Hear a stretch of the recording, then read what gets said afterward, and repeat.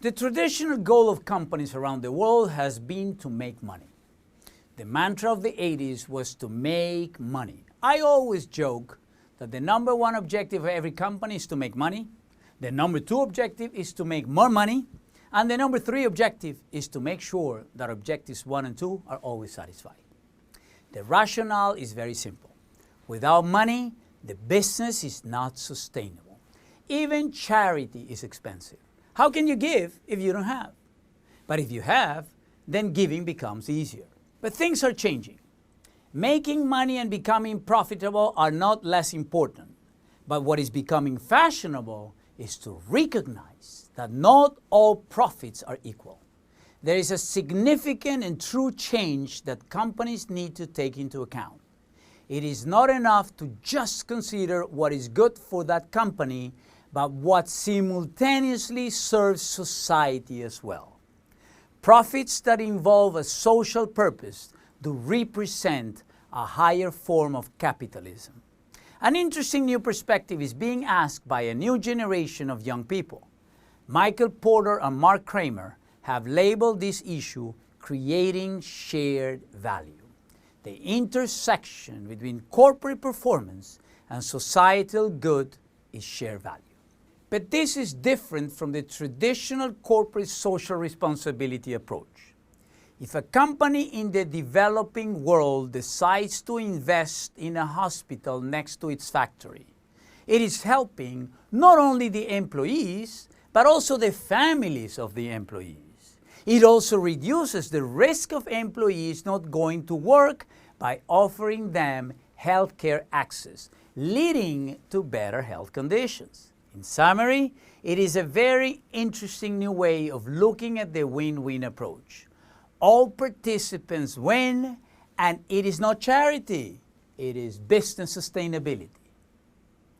Business sustainability is often defined as managing the triple bottom line, a process by which companies manage their financial, social, and environmental risk, obligations, and opportunities. This triple advantage has a powerful effect.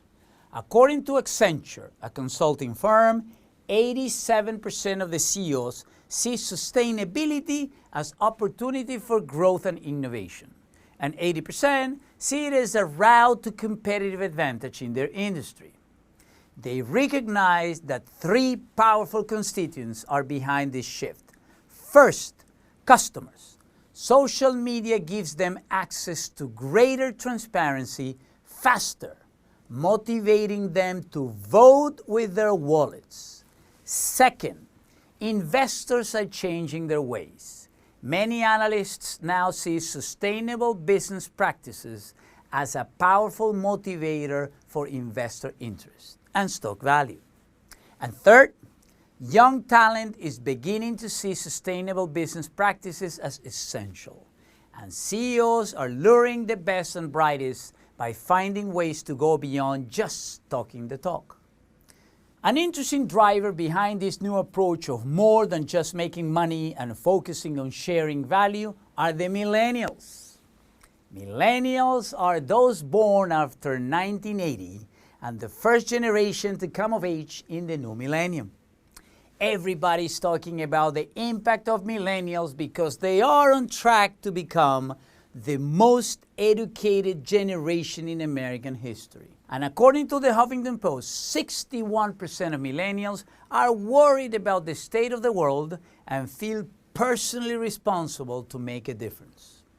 An interesting example is the chocolate confectionery industry, represented by companies like Hershey's, Mars, Nestle, Lindt, and Ferrero, among others. It is a highly consolidated industry that operates on mass production and mass scale, where each company owns a variety of product lines.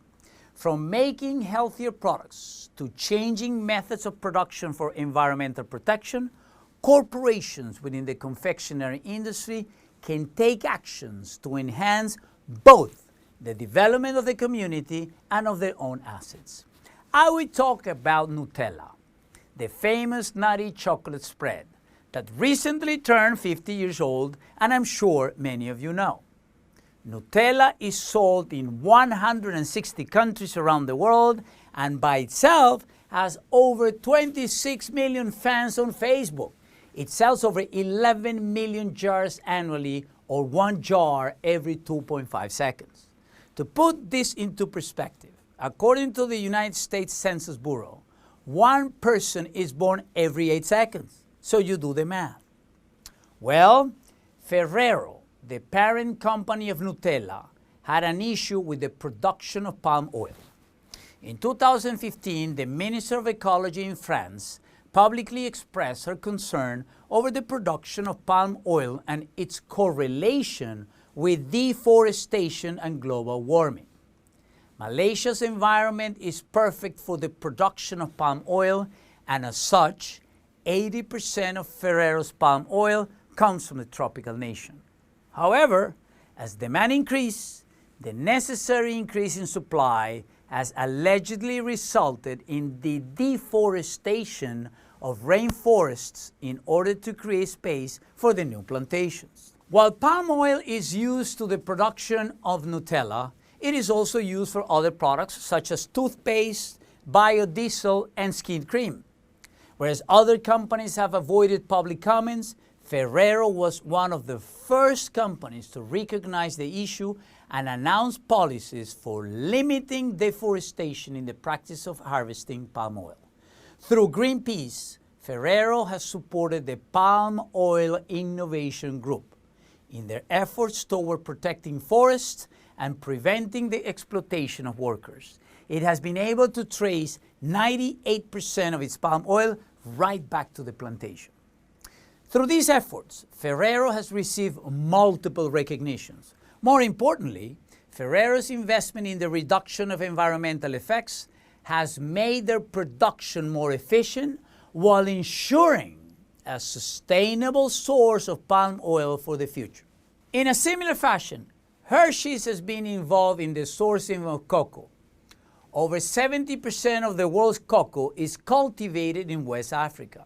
Hershey's only sources cocoa from farms that have undergone a certification process addressing labor issues, environmental responsibility, and sustainable farming practices. This resulted in improved yields, which raised incomes and supported a new generation of cocoa farmers and created a positive impact for cocoa farming communities. Hershey's has also worked to become more environmentally sustainable through recycling, waste reduction, reduced water use, and efficient packaging. This creates shared value by releasing fewer pollutants into the environment while also saving money and resources for the company. Both examples are true applications of the creating shared value ideas presented by Porter and Kramer.